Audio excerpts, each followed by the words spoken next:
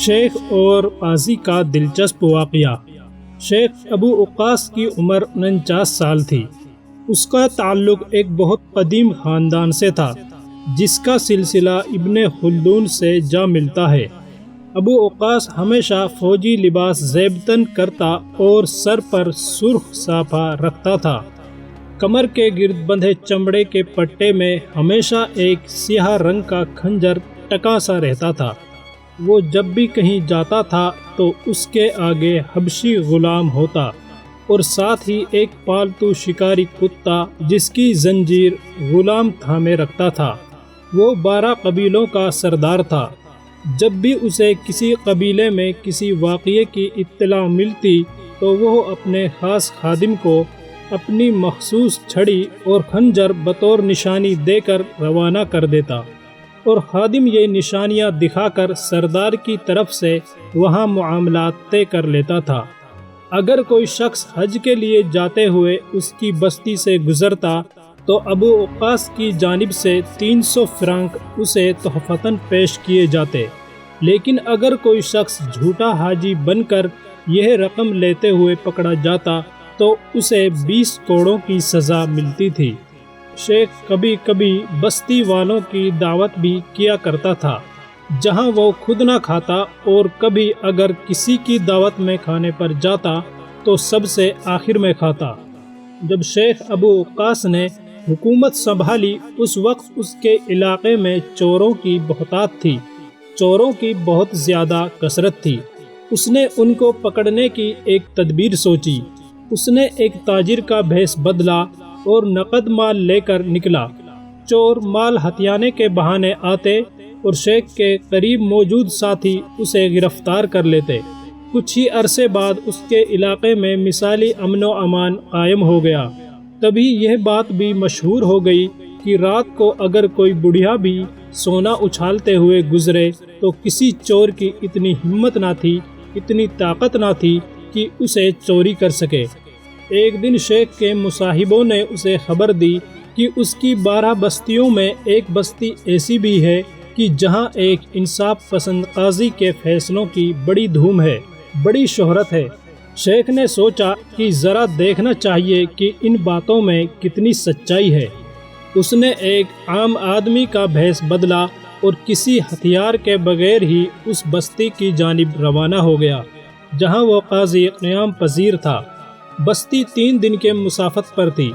جب وہ وہاں پہنچا تو پتہ چلا کہ بستی میں میلہ لگا ہوا ہے اور وہیں پر اس قاضی نے اپنی عدالت لگا رکھی ہے۔ ابھی وہ عدالت کی جانب جانے کی سوچ ہی رہا تھا کہ اس نے ایک مفلوج آدمی دیکھا جس کا پیر مفلوج تھا۔ وہ شخص ابو وقاص کو دیکھتے ہی مدد کے لیے صدا بلند کرنے لگا۔ ابو وقاص نے تھوڑی سی رقم اسے دی، مگر اس شخص نے سردار کا پیر پکڑ لیا۔ میری ایک درخواست ہے، اس شخص نے مدد چاہنے والے لہجے میں کہا۔ کہو، شیخ نے مختصر سا جواب دیا۔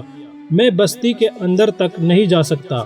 اس نے اپنا مفلوج پیر دکھایا اور کہا، آپ مجھے بستی کے بازار تک پہنچا دیں۔ ٹھیک ہے، شیخ ابو وقاص نے کہا، اور اس کا ہاتھ پکڑ کر پیچھے کسی طرح گھوڑے کی پشت پر بٹھا دیا۔ پھر وہ دونوں بستی کے اندر پہنچ گئے۔ جب بازار آ گیا تو شیخ نے کہا، اب تم اتر جاؤ۔ نہیں، اس شخص نے پرسکون لہجے میں کہا، میں نہیں اتروں گا، بلکہ تم اتر جاؤ۔ اچھا، شیخ نے سمجھتے ہوئے سر ہلایا، تم خود نہیں اتر سکتے۔ جب شیخ نیچے اترا تو گھوڑے سے اترنے کے بجائے اس شخص نے کہا، اب تم یہ گھوڑا بھی مجھے دے دو۔ وہ کیوں؟ شیخ نے حیرت سے پوچھا۔ کیونکہ یہ گھوڑا میرا ہے۔ بہت خوب، شیخ مسکرایا، اچھا مذاق کرتے ہو۔ تم غور سے میری بات سنو، اس شخص نے کہا، اور سمجھو بھی۔ تمہیں پتہ ہے نا کہ تم نہایت انصاف پسند قاضی کی بستی میں ہو۔ ہاں مجھے معلوم ہے، شیخ نے سر ہلایا۔ اگر میں گھوڑا نہ دوں تو تم مجھے اس کی عدالت میں گھسیٹو گے؟ اس شخص نے پھر پوچھا۔ ظاہر ہے، شیخ نے مختصر جواب دیا۔ اب سنو، جب قاضی ہم دونوں کو دیکھے گا تو یہ بھی دیکھے گا کہ تمہارے دونوں پیر سلامت ہیں، دونوں پیر تمہارے ٹھیک ہیں، جبکہ میں ایک پیر سے مفلوج ہوں۔ پھر وہ یہ بھی سوچے گا کہ ہم دونوں میں سے گھوڑے کی زیادہ ضرورت کسے ہے۔ یہ تو کوئی بات نہ ہوئی، شیخ نے کہا۔ اگر اس نے اس طرح فیصلہ دیا تو وہ قاضی کہلانے کے قابل نہیں، جبکہ لوگ اسے انصاف پسند قاضی کہتے ہیں۔ وہ شخص مسکرایا اور بولا، مگر وہ لوگ اسے بے سقم قاضی نہیں کہتے۔ اسی وقت شیخ ابو وقاص کے ذہن میں یہ خیال آیا کہ یہ بہترین موقع ہے کہ میں قاضی کی صلاحیتوں کی آزمائش کر سکتا ہوں۔ پھر اس نے بلند آواز میں کہا، ٹھیک ہے، میں تمہیں قاضی کے سامنے پیش کروں گا۔ پھر وہ اسے عدالت کی جانب لے چلا۔ وہ شخص گھوڑے پر بیٹھا رہا۔ اس وقت قاضی کے سامنے ایک مقدمہ پیش کیا گیا تھا جس کی سماعت جاری تھی۔ یہ مقدمہ ایک قصائی اور تیل فروش کے درمیان تھا۔ تیل فروش کے سارے جسم پر، سارے بدن پر تیل کے دھبے پڑے ہوئے تھے اور اسی طرح قصائی کے جسم پر خون کے چھینٹے تھے۔ قاضی نے پہلے قصائی کو بولنے کے لیے کہا۔ قصائی نے کہنا شروع کیا، میں اس شخص کے پاس تیل خریدنے گیا، اس نے میری بوتل تیل سے بھر دی۔ میں نے جیب سے مٹھی بھر سکے نکالے تاکہ تیل کی قیمت ادا کر سکوں۔ یہ آدمی رقم دیکھ کر لالچ میں آ گیا کیونکہ رقم بہت زیادہ تھی۔ اس نے میرا ہاتھ پکڑ لیا اور رقم چھیننے کی کوشش کرنے لگا۔ میں نے مزاحمت شروع کر دی۔ اب یہ شخص شور مچا رہا ہے کہ یہ اس کی رقم ہے، حالانکہ یہ جھوٹ بول رہا ہے، یہ پوری رقم میری ہے۔ قصائی کے چپ ہوتے ہی تیل فروش نے کہنا شروع کیا، یہ شخص ایک بوتل تیل خریدنے میرے پاس آیا، میں نے تیل بھر دیا۔ اس نے کہا کہ کیا تمہارے پاس کچھ سکے ہیں؟ میرے پاس سونے کا سکہ ہے۔ جواباً میں نے اپنی جیبیں ٹٹولی تو میرے پاس خاصی نقدی برآمد ہوئی۔ اس نے وہ ساری رقم ہتھیا لی اور اب شور مچا رہا ہے کہ یہ اس کا مال ہے۔ میں اسے آپ کے پاس پکڑ کر لایا ہوں تاکہ آپ انصاف کر سکیں۔ قاضی نے دونوں کو اپنا اپنا بیان دہرانے کے لیے کہا۔ دونوں نے فوراً اپنے اپنے بیان دہرا دیے۔ ان میں ذرا بھی فرق نہ تھا۔ قاضی نے رقم اپنے پاس رکھ لی اور دونوں کو کل آنے کے لیے کہا۔ قصائی نے رقم بغیر کسی حجت کے قاضی کے حوالے کی۔ دونوں نے جھک کر قاضی کی تعظیم کی، آداب بجا لائے اور چلے گئے۔ ان کے جانے کے بعد قاضی شیخ ابو وقاص کی جانب متوجہ ہوا۔ محترم قاضی صاحب، ابو وقاص نے بولنا شروع کیا، میں ایک دور کی بستی سے میلے میں شرکت کے لیے یہاں آیا ہوں۔ بستی کے دروازے پر مجھے یہ مفلوج آدمی ملا۔ اس نے مجھ سے خیرات مانگی، میں نے اسے دے دی۔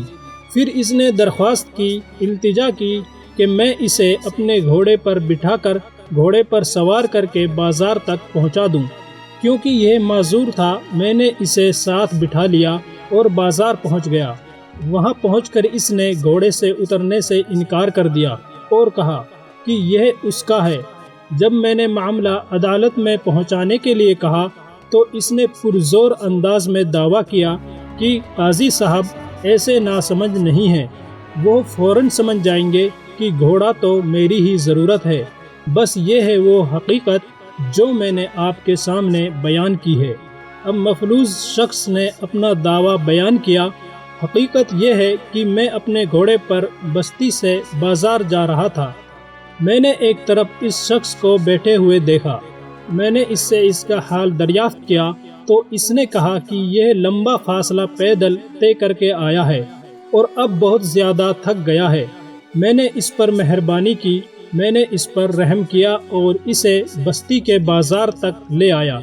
بازار پہنچ کر اس نے کہا کہ میں گھوڑے سے اتر جاؤں کیونکہ یہ گھوڑا تو اس کا ہے۔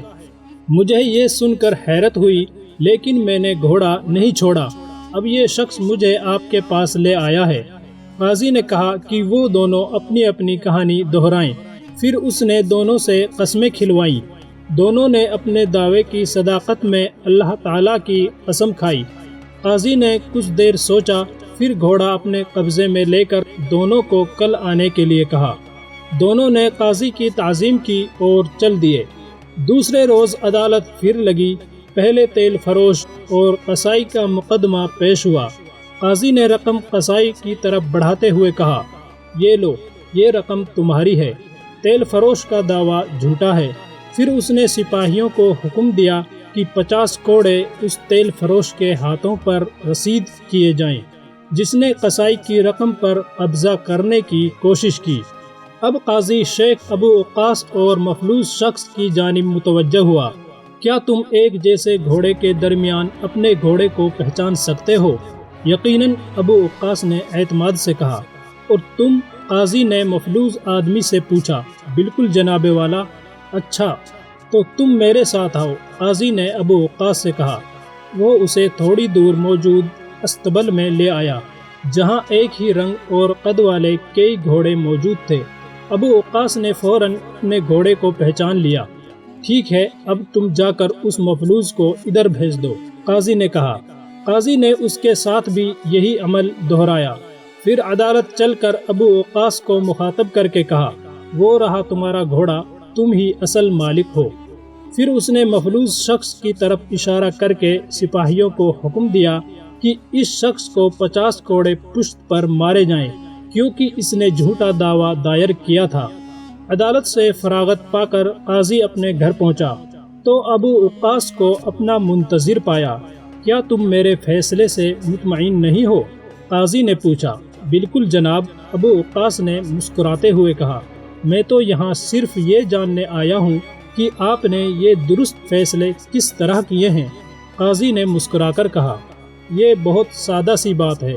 تم نے دیکھا ہوگا کہ تیل فروش کا جسم تیل سے داغدار تھا اور اس کے ہاتھ بھی گیلے تھے۔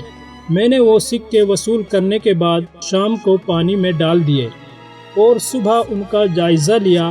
پانی کی سطح پر تیل کی ذرا بھی آمیزش نہ تھی۔ میں سمجھ گیا کہ یہ رقم قصائی کی ہے۔ ابو وقاص نے تعریفی نظروں سے قاضی کو دیکھا اور اپنے معاملے کے بارے میں دریافت کیا۔ قاضی نے کہنا شروع کیا، اس معاملے میں میں خاصا فکر مند تھا کہ یہ فیصلہ کیسے کروں۔ ابو وقاص نے قاضی کی بات درمیان سے کاٹی اور کہا، یقیناً مفلوج گھوڑے کو پہچاننے میں ناکام رہا ہوگا اور آپ نے گھوڑا میرے حوالے کر دیا۔ نہیں، اس شخص نے بھی گھوڑے کو پہچان لیا تھا، قاضی نے کہا۔ تب پھر آپ نے فیصلہ کس بنیاد پر کیا؟ ابو وقاص نے حیرت سے پوچھا۔ دراصل میں تم دونوں کو استبل اس لیے نہیں لے کر گیا تھا کہ تم گھوڑے کو پہچانو، بلکہ میں یہ دیکھنا چاہتا تھا کہ گھوڑا تم دونوں میں سے کس کو پہچانتا ہے۔ میں نے دیکھا کہ تمہیں قریب پا کر، تمہیں نزدیک پا کر گھوڑا آہستہ سے ہنہنایا اور اس کی آنکھوں میں شناسائی کی چمک آ گئی، جبکہ مفلوج شخص کو دیکھ کر اس نے نظریں پھیر لی اور بدکنے لگا۔ میں سمجھ گیا کہ گھوڑے پر مفلوج شخص کا دعویٰ سراسر باطل ہے۔ شیخ ابو وقاص نے قاضی کی ستائش کی اور کہا، یقیناً اللہ تعالیٰ آپ کا مددگار ہے، آپ ہر طرح سے اپنے منصب کے لیے مناسب ہیں۔ حاکم ہونے کے باوجود جھک کر قاضی کی تعظیم کی اور اپنی بستی کی جانب چل پڑا۔ واقعہ پسند آیا ہو تو لائک کریں اور ایسے ہی بہترین چنندہ واقعات اور قصوں کے لیے چینل کو ضرور سبسکرائب کریں۔ شکریہ۔